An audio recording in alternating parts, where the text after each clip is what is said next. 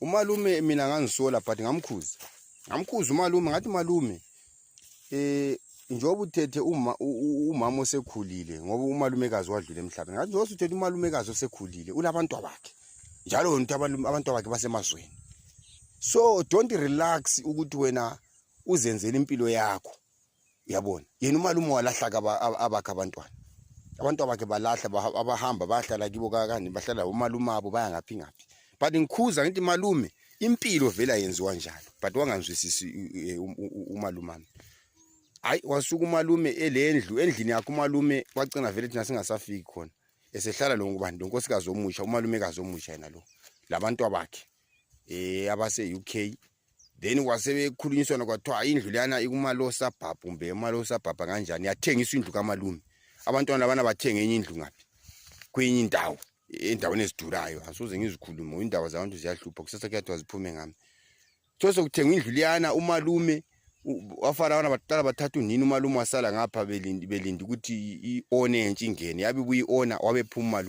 umalume esephumile sesiyendlini entsha afana abana sebesithi abamazi. Hayi abamazi sengafana abana ufuna ukuyalandwa thiwa uyise thiwa yazwakala wayechaywa istroke kumbe thiwa kwaganga kumbe lo mfazi womuntu ngaphi so wayechaywa istroke so sebesiyathatha uyise so mele abuye endlini le abayithengela unina lo yiselwana yena umalume ngapha sethengisiswa indlu yakhe. Yabo sesizama ukuthi simbonise sokunzima khathesi ukuvuka umsindo nxa sifika emzini wami mina senisithi malume lala nekitchen angisozala lesithi ngirumu malume mina lelo nkosikazi ebedroom ngoba avele ethengisa indlu mina ngazama ukumbonisa engene ethandweni lokho nasambonisa yikuthi umuntu nxa esakholise engene entweni yakhe kakhuzeki kodwa nxa selohlupho usebuya ngaphi ezihlobeni khathesi mina sengimuntu omubi ukuthi mfiki wamphatha rafu mina komalume endlini yakhe bengasafiki vele bengasafiki besokugcwala nje izihlobo zakibo kamalumekazi omutsha abafana balabana yonke into. Uthi mina kwelinye ilanga mina ngakhitshwa izicalo zami zakhitshwa mina ngathiwa ngikhipha izicathulo abanye bengena ngezicathulo mbakhangela mina ngakhipha izicathulo ngazishiya eminyango konke lokana ngakubamba so ngakufaka enhlizweni ngathi hayi malume nxa ukuvumela khonokho yabo kwelanga umalumekazi wabuya le spray ngihlezi lokho athiwa ama air freshen kokana ufika wasprayer kwaphela ngangihlezi khona